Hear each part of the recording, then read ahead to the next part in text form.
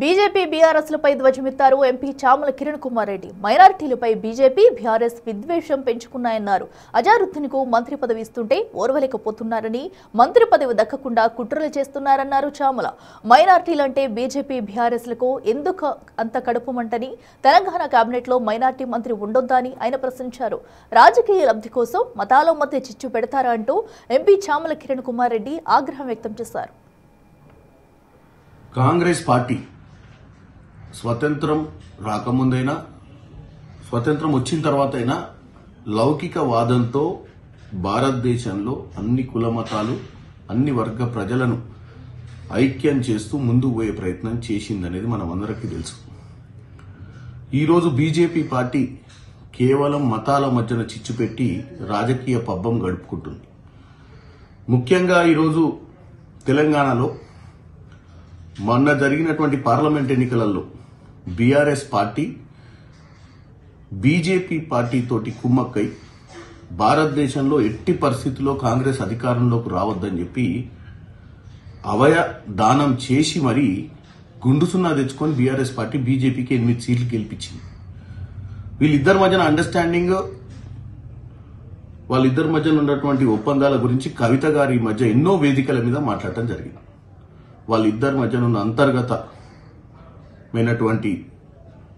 ఏకాభిప్రాయం ఏందని ఇప్పుడు జూబ్లీహిల్స్ ఎన్నికల నేపథ్యంలో కూడా ఎలాగూ మైనారిటీలు బీజేపీకి ఓటేయరు కాబట్టి మైనారిటీ ఓట్లన్నీ కూడా బీఆర్ఎస్ కి వచ్చే విధంగా బీజేపీ వైఖరి ఉన్నట్టుగా మనకి ఈరోజు తెలుస్తుంది.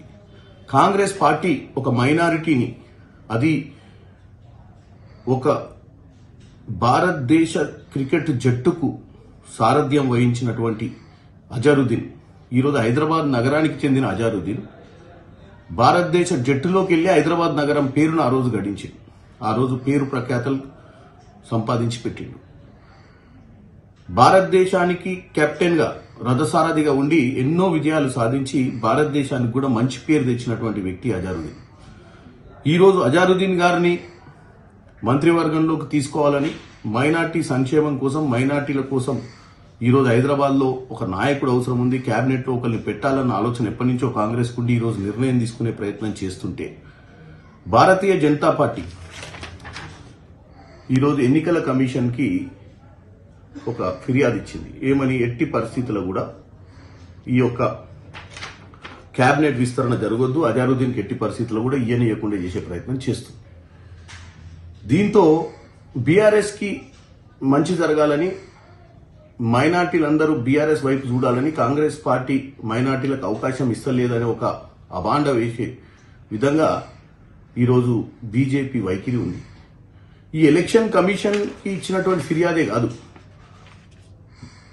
ఈవెన్ గవర్నర్ గారి మీద కూడా ఒత్తిడి తీసుకొచ్చి ఎట్టి పరిస్థితుల ఎన్నికల సమయంలో వీళ్ళు ప్రమాణ స్వీకారం చేయించొద్దని చెప్పి బీజేపీ మాట్లాడుతుంది. బీజేపీ ద్వంద్వ వైఖరి ఏంటంటే, గతంలో రాజస్థాన్లో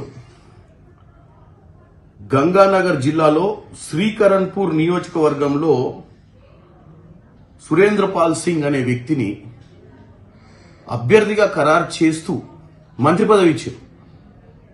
ఎన్నికల కంటే 20 రోజుల ముందు మంత్రి పదవి ఇచ్చారు రాజస్థాన్లో. మరి రాజస్థాన్లో బీజేపీ తీసుకున్నటువంటి నిర్ణయం, ఆ రోజు వాళ్లే అధికారంలో సెంట్రల్లో ఉర్రు, స్టేట్లో ఉర్రు, వాళ్లే అటువంటి నిర్ణయం తీసుకున్నప్పుడు ఈరోజు అజరుద్దీన్ని మంత్రివర్గంలో తీసుకోవడాన్ని ఈరోజు వీళ్ళు వ్యతిరేకించడాన్ని చూస్తే మీకు అర్థమవుతుంది.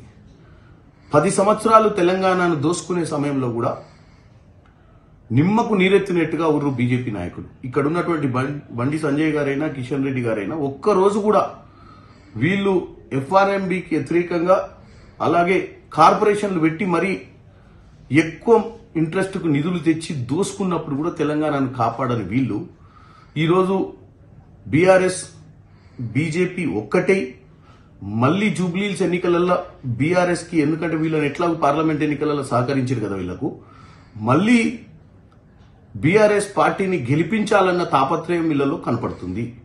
దీన్ని ముఖ్యంగా మైనార్టీ సోదరులు గమనించాల్సిందిగా నేను కోరుకుంటున్నాను.